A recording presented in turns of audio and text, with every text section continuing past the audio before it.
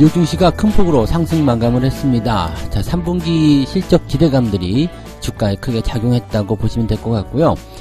경제지표도 뭐 그렇게까지 나쁘지 않게 발표가 된 것 같습니다. 여기다가 금리에 대한 이야기들 또 긍정적으로 나왔죠. 자, 중동 지역 같은 경우는 일단은 확전을 반대한다, 뭐 휴전이다, 뭐 이런 얘기도 같이 나오고 있습니다.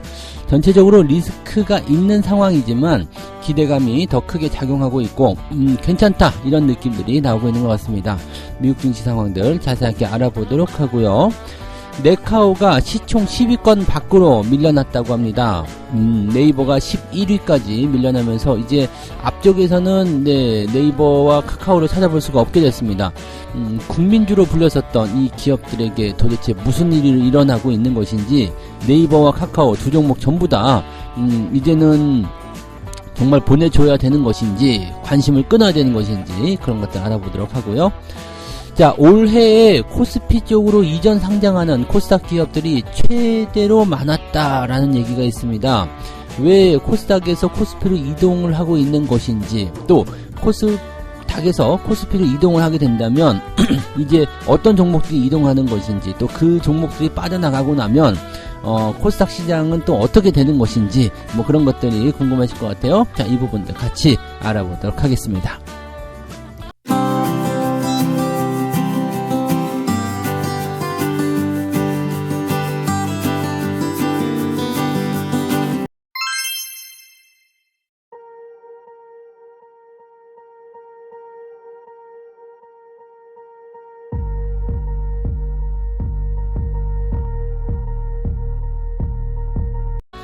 네, 반갑습니다. 자, 오늘은 10월 17일 화요일입니다. 자, 일단 미국 증시가 긍정적으로 끝났기 때문에 시장이 다시 이 부분이 바닥권으로 진입할 것 같다라는 느낌을 또 생각해 볼 수가 있겠죠. 자, 증권사에서 제시했었던 2430포인트 이 라인대를 저점으로 잡는다라면 주가 상승에 대한 가능성이 더 열려있다 볼 수가 있겠죠.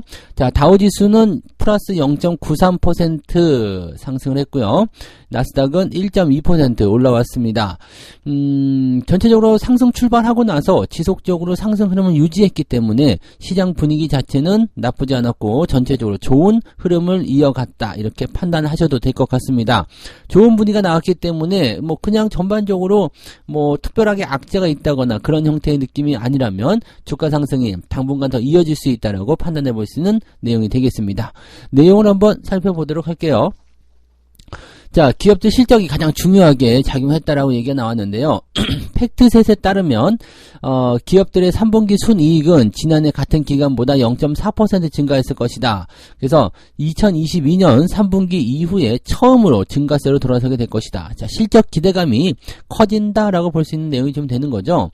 네, 그렇기 때문에 기업 실적에 대한 기대치가 좋게 발표되는 기업들은요, 주가 상승률이 좋게 나타나고 있습니다. 이런 부분들이 좀 있기 때문에 기업들 실적 좋아지게 된다면 사실 주가가 계속 하단에 머무를 이유가 없죠.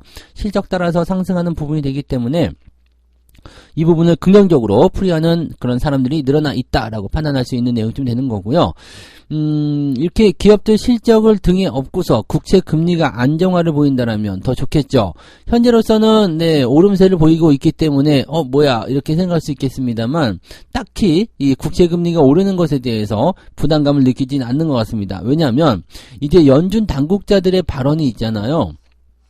이 사람들이 이제 이번 주에 발언을 굉장히 많이 할 거예요. 그리고 다음 10월 말로 넘어가게 되면 이제 FOMC가 시작되잖아요. FOMC가 시작되면은 블랙아웃 기간이 일주일 정도 들어갑니다. 이 블랙아웃이 뭐냐면, 자, 금리에 대해서 말하지 마! 라고 하면서 연준 당국자들이 발언을 못하는 기간이 됩니다. 그게 이제 FOMC 사전 일주일인데, 이게 다음 주부터 시작되는 게 이제 블랙아웃이에요. 그러니까 말을 못하게 되죠. 그러니까 이번 주에 싹 몰아가지고 말을 하는데, 정말 이번 주에 연준 당국자들이 말을 많이 합니다. 근데 이번에 좋게 먼저 이야기합니다. 필라델피아 연준 총재가 뭐라고 얘기했느냐? 인플레이션 둔화가 현재 진행 중에 있다. 그리고 이 인플레이션의 둔화는 금리를 동결시킬 수 있는 위치까지 와 있다라고 얘기가 되어 있습니다. 그 다음에 시카고 연준 총재는 뭐라고 했느냐? 인플레이션의 둔화는 일시적인 현상이 아니라 추세로 봐야 된다라고 얘기했고요. 그 다음에 지금은 금리를 인상하는 것이 중요한 것이 아니라 얼마나 오랜 기간 동안 이 높은 수준의 금리를 유지하는 것이냐, 여기에 중점을 두고 있다, 이렇게 얘기하고 있습니다. 그러니까 실제로 지금 연준 총재들 이야기하는 부분들이 금리 인상에 대한 부분보다도 금리 동결, 그리고 이 금리 동결을 얼마만큼 오래 하는 것이 좋겠습니까? 라는 것에 대한 논의가 들어가는 그 시기가 되었다라고 얘기하는 거죠. 그러니까 시장에서는 부담감이 확 줄었다고 보시면 되겠어요. 당연히 이제 금리 인상 가능성은 거의 없어진 거고요. 금리 동결 가능성은 이제 90%, 12월 달에도 지금 70% 가까이 올라가고 있는 모습이 나타났습니다. 그래서 당연히 시장에게는 큰 호재가 되었다 보시면 되겠죠. 네. 자, 뉴욕 증시 전문가들은 지정학적 리스크에도 불구하고 연준의 금리 인상 기대감이 낮아졌기 때문에 현재 시점에서는 주가가 상승하는 흐름을 보여줄 수 있는 상태가 되었다, 이렇게 되고 있습니다. 뭐 지정학적 리스크, 이 중동 리스크예요. 이쪽 부분에서 더 이상 확전에 대한 가능성만 나타나지 않는다라면, 더 이상 커지지만 않는다라면 큰 문제 없을 것이다 라고 전망이 되고 있죠. 이런 과정 속에서 서로 이제 막 그냥 또 이제 미사일 쏴대고 막 그렇게 하고 있는 모습이긴 합니다만, 하마스하고 이스라엘 둘이서만 싸우면 별 문제가 없습니다. 별 문제가 없고, 그냥 주변 국가들이 끼어들어가지고 미군이 참전하게 되고 막 이게 복잡한 상황이 되면 문제가 되는 거죠. 그러니까 그 문제만 일어나지 않으면 되는 것 같아서 큰 상황이 아니지 않나라고 판단하고 있는 부분도 있습니다. 자, 시장은 2차 세계대전 이후에는 대부분 군사적 충격이 국지적이다. 그러니까 오래 가지 않았다. 이번에 러시아하고 우크라이나 같은 경우도 뭐 싸움을 하고 있습니다만은 실질적으로는 뭐 전쟁에 대한 그런 관심도가 많이 떨어져 있죠. 지금 전쟁하고 있는지 안 하는지도 모르고 있잖아요. 그럴 정도로 국지적인 충격이 나타나고 있다. 그러니까 장기화되는 전쟁, 더 이상 뭐 이렇게 좀 충격을 많이 주는 그런 형태의 모습이 아니다라는 부분인 거죠. 여기다가 기업들의 실적도 같이 증가하게 되고, 전체적으로 이제 이 통화 정책에 대한 부분들이 안정화를 찾게 된다라면 시장 경제가 빠르게 회복되는 쪽으로 가게 될 것이다, 이렇게 분석들이 되고 있다. 이런 식으로 우리가 판단하시면 될 것 같아요. 그래서 미국 증시가 올라오는 다 이유가 있고 흐름이 나쁘지 않다라는 것도 이유가 있다. 네, 그래서 지금 자리를 일단은 뭐 실적부터 시작해서 뭐 금리 그동안 걱정을 해왔었던 그런 부분들이 전부 다 긍정적으로 돌아서게 되면서 시장을 떠받들게 될 것이다, 이런 식으로 전망이 나오고 있다 보시면 되겠습니다. 뭐 우리한테 나쁜 소식이 전혀 아닐 것 같고요. 국내 증시는 지금 2400포인트 수준에서 근처 지점에서 저점을 잡아주는 형태로 가고 있기 때문에 추가 하락에 대한 부분보다도 위로 튀어오르는 그런 상승 형태로 만들어질 가능성이 높다, 이렇게 예상을 해보시면 좋을 것 같습니다. 네, 자, 두 번째 이야기로 넘어갈게요. 국민주가 무색해진 네카오 시총 10위권 밖으로 밀려났다. 네이버와 카카오, 얘네들이 이제 사실은, 네이버, 카카오 해가지고 개인 투자자들이 정말 좋아했었고, 정말 많이 투자했었고, 지금까지도 물려 계신 분들이 계실 것 같긴 한데, 이 종목군들이 지금 시총 10위권 밖으로 밀려났다라는 것은, 이제 주도주의 개념을 가지고 있었던 종목들도, 결국에는 주가가 밀려나게 되면 저 뒤로 빠져버리게 된다. 그리고 그 자리를 다른 종목들이 채우게 된다.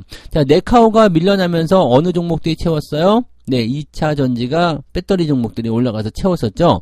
근데 그런 것들도 이제 지금은 밀리고 있잖아요. 밀리게 되면 이제 누가 들어올 것이냐, 뭐 자동차가 들어갈 것이냐, 아니면은 뭐 반도체가 들어갈 것이냐, 이걸 가지고 이제 얘기들이 또 나오기 시작할 겁니다. 자, 이런 순위 바뀜, 이런 것들도 뭐 상당히 중요하게 하겠습니다만, 네이버와 카카오의 이야기니까 얘네들을 먼저 좀 살펴보죠. 지금 이 네이버와 카카오 같은 경우들은 기업들의 어떤 실적이 조금 안 좋을 것이다. 실질적으로는 그 기업들 실적에 대한 부분들이 지난 코로나 시국에서 얘네들 쪽으로 많이 왔었던 부분이 좀 있었죠. 그리고 주가가 많이 올라가고 있었던 어떤 시점에서의 네이버, 카카오가 대안으로 떠올랐었던 부분이 좀 있었는데, 현재 시점에서는 그렇지 않다는 얘기죠. 실적도 계속 떨어질 것이고 뭔가 관심도 많이 식었다. 그래서 증권사들은 목표 주가를 계속적으로 하향 조정을 하고 있습니다.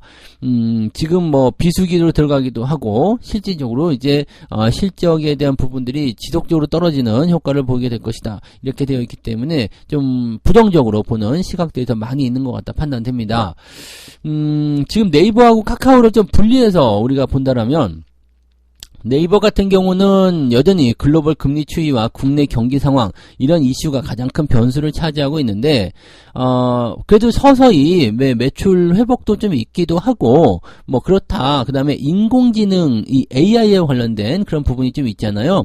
그래서 뭐 클로버였던가요? 네, 그 부분이 이제 그나마 기대감을 좀 가져갈 수 있는 내용이 좀 되어 있다. 하이퍼 클로바 X 이 생성형 AI죠. 이 부분에 대한 것들이 이제 시장에서의 기대치를 좀 높여줄 수 있는 내용이 좀 되어 있다. 이렇게 되어 있어서 네이버 쪽에는 그래도 좀 기대를 해보거나 좀 비벼볼 만한 그런 건수들이 조금 있기는 하다라고 분석이 되고 있습니다. 다만 이제 카카오 같은 경우는 지금 사법적 리스크 있어요. SM과 관련된 부분에서의 그 시세 조정 여기 때문에 지금 횡령, 배임 이런 것도 있고 금감원 조사 이런 것도 있고 복잡합니다. 복잡하고 그다음에 실적 같은 경우도 실제적으로 별로죠. 이제 실적적으로는 좀 별로고 전반적으로 봤을 때는 지금 이 카카오 같은 경우가 그 자회사 쪽의 실적도 그다지 썩 좋지가 않아요. 썩 좋지가 않고 이번에 보니까 그 ETF 쪽에서도 카카오뱅크 빼버려 이렇게 얘기 나왔던 것 같더라고요. 그러니까 전체적으로 자회사들의 지분 가치도 떨어지게 되고 실적도 나빠지게 되고 그러니까 한껏 부풀려졌었던 이 덩치가 좀 줄어드는 형태로 가게 되면서 부담감이 커진다. 이렇게 얘기가 되어 있거든요. 그래서 지금 네이버보다도 카카오가 실질적으로는 더 많이 밀려나고 있는 모습이죠. 17억 원까지 밀려나고 있는 모습이고 시총이 빠르게 쪼그라드는 모습이에요.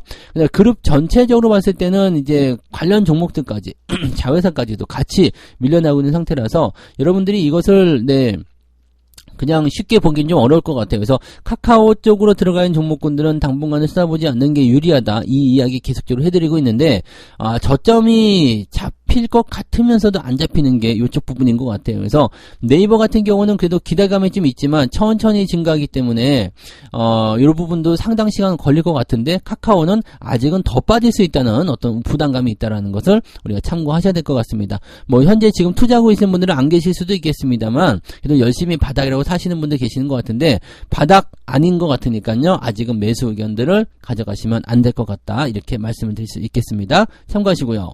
세 번째 이야기 넘어갑니다. 자, 올해 코스피로 이전 상장하는 코스닥 종목들이 역대 최다다. 엄청나게 많다. 이렇게 되어 있습니다. 실질적으로 이제 많이도 옮겨가는 모습이 나타나고 있잖아요. 그리고 이번에 포스코 DX 넘어갈 거고요.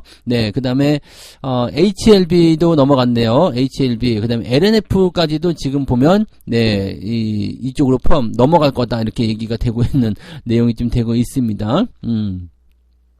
자, 그 다음에 셀트론 헬스케어. 얘네들은 이제 합병되면서 이제 없어지잖아요. 그러니까 실제적으로 이렇게 되면은요, 코스닥 쪽에서 덩치가 큰, 그러니까 10조 원대 근처 또는 이제 시총 상위에 있는 종목군들이 대거 코스피로 넘어갑니다. 얘네들이 코스피로 넘어가게 되면은 시총 상위가 될 수가 없잖아요. 그냥 저 뒤로 밀려나 있을 텐데, 그냥 그렇게라도 해서 난 넘어가겠다. 이렇게 되어 있는 부분이 되는 거거든요. 자, 이렇게 해가지고 이제 넘어간다. 그러면은 이 코스닥 시장은 사실 이제 등치 큰 놈들이 없는 그런 상태가 좀 되는 거예요. 지금은 이제 에코프로 그룹이 잡고 있습니다만 얘네들이 주가가 떨어지고 있는 상태가 되어 있기 때문에 주가가 떨어지면서 시총이 쪼그라들면은 이 부분도 당연히 좀 부담감이 좀 커지는 상태로 갈 수밖에 없겠죠. 그러니까 그런 내용들이 좀 있는 거고 시장 자체가 완전히 그냥 이 중소형주들의 그런 판이 될 것이다라고 생각이 되는 부분이 좀 있어요. 그러니까 현재 이제 이 등치가 좀 커져 있고 조금 더 나는 성장하고 싶어라고 생각하는 기업들이 외국인과 기관의 투자자 비중이 큰 코스피를 이전하는 그런 흐름들이 있다라고 얘기가 되어 있는 부분이죠. 그러니까 다시 말하면 코스닥 기업들이 이 코스피로 넘어가는 이전 상장에 대한 배경은 일단은 공매도를 피해서 넘어간다 이런 것도 있습니다. 가장 큰 이유는 공매도 그리고 자금의 유입 이런 것들인데 공매도가 너무나 많이 나오기 때문에 짜증난다. 나 이제는 코스피로 넘어갈란다. 물론 코스피에서도 공매도가 나오겠지만 코스피 200에 안 들어가면 공매도 안 나오잖아요. 코스피 100 코스피 200 코스닥 150이죠? 네, 그러니까, 거기에 들어가지 않으면은, 근데 거기 들어가겠지, 아마? 들어갈 것 같은데, 네, 아무튼, 네, 거기 들어가지 않으면, 네, 공매도 안 나온다, 해가지고 뭐, 이렇게 되는 거고, 또 기관들 같은 경우는 이제 패시브 자금이 있죠. 코스피 종목들을 추종을 해야 되기 때문에, ETF 자금들이 있어서, 그쪽으로 자금들이 들어와야 된다라고 되는 부분들. 자, 이렇게 되어 있죠. 이 코스닥 시가총액 7위에 있는 이 HLB가 뿅 하고 튀어나가고요. 셀트리온 헬스케어 없어지고요. LNF 시가총액 5위죠. 얘도 넘어가게 된다라고 되어 있는 부분들. 자, 이렇게 되면은 얘들이 코스피 200 편입하기 전까지는 공매도가 안 되는 거지. 네, 그러니까 어떻게 돼요? 공매도 안 되면서 이제 기관들 입장에서는 딱 코스피로 왔는가? 그러면서 매수를 좀 해주게 되는 상황이 벌어진다는 얘기죠. 이렇게 되는 부분이에요.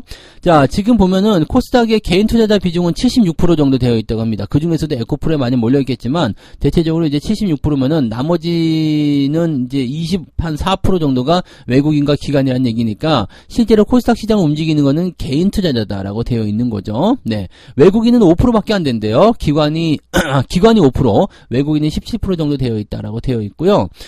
개인 투자자 비중이 가장, 네, 이렇게 움직이는 그런 형태라고 보시면 되겠습니다. 근데 이것마저도 실제로 개인 투자자 비중이 가장 낮은 수치래요. 그러니까 보통은 80에서 90% 정도가 이 개인 투자자다라고 되어 있는 얘기죠. 자, 코스피 쪽에 있는 개인 투자자 비중은 44%. 그러니까 실제적으로는 네, 기관과 외국인이 가장 이제 코스피 쪽에 관여를 많이 하고 있다는 얘기죠. 외국인이 이 중에서 33% 정도 가지고 있다. 그러니까 실제적으로 보면은 개인들이 바글바글 하면서 뉴스와 어떤 이슈 이런 변동성에 크게 좌우되는 이런 코스닥 지수보다는 안정적으로 가서 그냥 편안하게 갈란다 이런 식으로 넘어가는 상황이 벌어지는 얘기죠. 자, 이렇게 되면은 코스닥 시장은 정말 네, 뭐라 그럴까요? 그냥 뭐 서로 간에 막 싸움이 있는, 누가 시총이 1위가 될 거냐 막 엎치락뒤치락하는 그런 장세가 될 가능성이 굉장히 높아지고요.